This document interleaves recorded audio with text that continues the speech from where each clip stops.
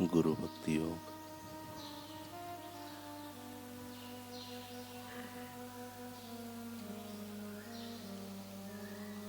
आध्यात्मिक मार्ग तीक्ष्ण धार वाली तलवार का मार्ग है।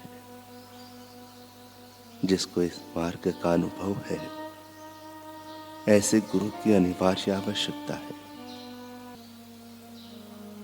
अपने सब अहम भाव का त्याग करो और गुरु के चरण कमलों में अपने आप को सौंप दो। गुरु आपको मार्ग दिखाएंगे और प्रेरणा देंगे। मार्ग में आपको स्वयं ही चलना होगा।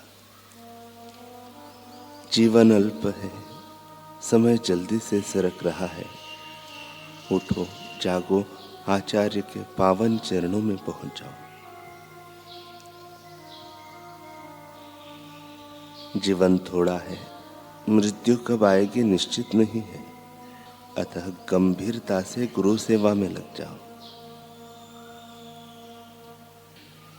गुरु की सेवा और गुरु के विचारों से ही दुनिया विषयक विचारों को दूर रखोगे। अपने आध्यात्मिक आचार्य के आगे अपनी शक्ति की बढ़ाई नहीं करना, यह प्रमाण नहीं देना। नम्र और सादे बनो, इससे आध्यात्मिक मार्ग में शीघ्र उन्नति कर सकोगे।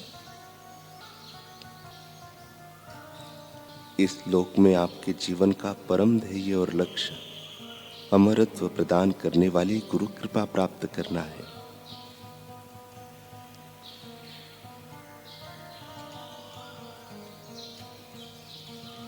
गुरु के सिवाय और किसी से प्रगाढ़ संबंध मत रखो।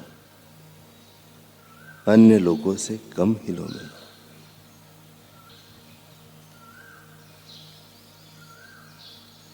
प्रेम गुरु के चरण कमलों के साथ शिष्य के हृदय को बांधने वाली स्वर्ण की कड़ी है।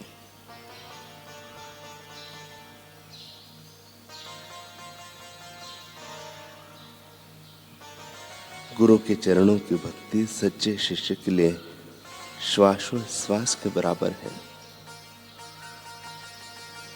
गुरु प्रेम और करुणा की मूर्ति है।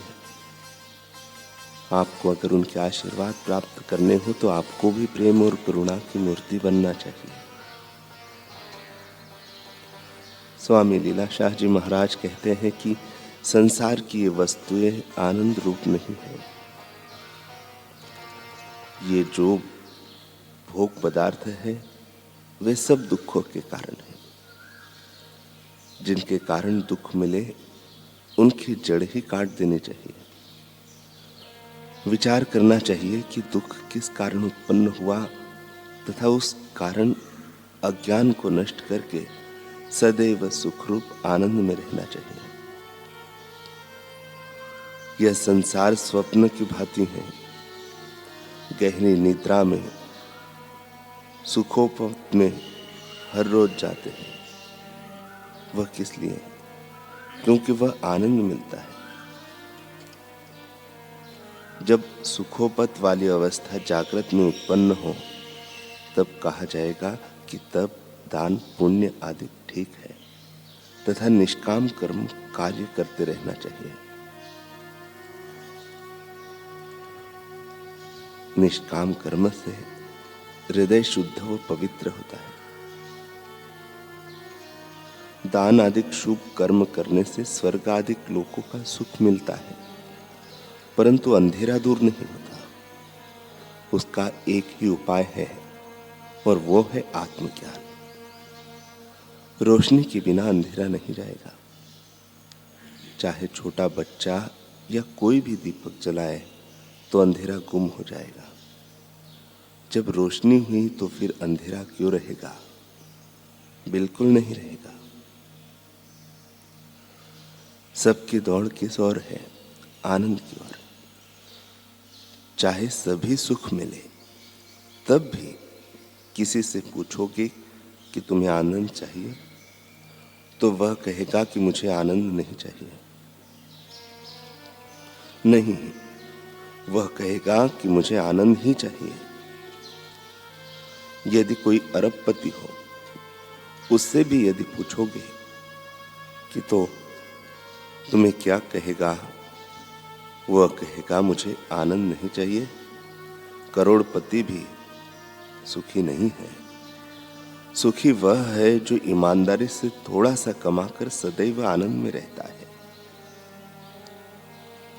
आप अपने शरीर से कुछ ऊपर उठकर देखो। जब आपका हृदय शुद्ध होगा तब आपको सब कुछ प्राप्त हो जाएगा। संसार स्वप्न है, सब नाशवंत है, ऐसा कहने से कुछ नहीं होगा, परंतु जो उसे सही रूप में जानता है तथा समझता है वही आनंद को प्राप्त करता है। तब क्या स्वामी जी संसार को असत्य मान लिया जाए? क्या दुनियावी कारोबार आदि नहीं करना चाहिए? भले करते रहना चाहिए, परंतु कर्म करते हुए भी अकर्ता रहना चाहिए। मन में फल की कोई भी इच्छा, अभिमान आदि नहीं रखना चाहिए। अकर्ता, अभोक्ता होकर रहना चाहिए। पहले भी राजा महाराजा हो चुके हैं। वे राज्य के कार्य आदि करते हुए भी अपने आनंद स्वरूप में स्थित होकर मोक्ष को प्राप्त हुए हैं। आत्मज्ञानी कर्म करते हुए भी कुछ नहीं करते हैं। वे सदैव अपने आनंद स्वरूप में स्थित रहते हैं। जिन्होंने यह जाना वही सत्य है, उसके ऊपर दूसरा कोई भी पद नहीं है। वह ईश्वर की बेटी से विवाह करके ईश्वर को अपना ससुर बनाकर सदैव उसकी बेटी से आनंद की मौज प्राप्त कर सकता है। चींटी भी आनंद की ओर दौड़ रही है। देखो, चींटी को हाथ लगाओ तो वह दौड़ेगी। कहा सुख आनंद की ओर। उसे भी समझ है, वह भी दुख नहीं चाहती। वह आनंद में जीने के लिए दौड़ती है। कहने का तात्पर्य है कि प्रत्येक जीव जंतु अथवा मनुष्य सब आनंद के लिए दौड़ रहे हैं। इसके लिए विवेक, वैराग्य, षट संपत्ति, मोक्ष, इच्छा, शम, संतोष, विचार व सत्संग की आवश्यकता है।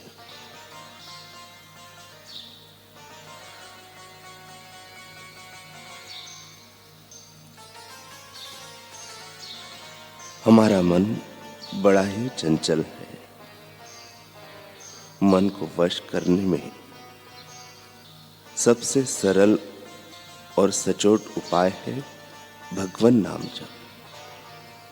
ईश्वर को अपने हृदय में स्थित करना चाहिए तथा गर्भ का दुख, जन्म का दुख, बचपन का दुख, बीमारियों का दुख, मृत्यु का दुख व 84 लाख योनियों का दुख मन को याद दिलाते रहना चाहिए। उसे यह भी याद दिलाना चाहिए कि आत्मा के कारण तुम्हारा वजूद है, पर एक दिन तुम्हें वहां ले जाएंगे जहां कुत्ते पेशाब करते हैं तथा कौवे पेट करते हैं। इस प्रकार हर रोज अभ्यास करने से मन अपनी चंचलता छोड़कर आपका नौकर बन जाएगा।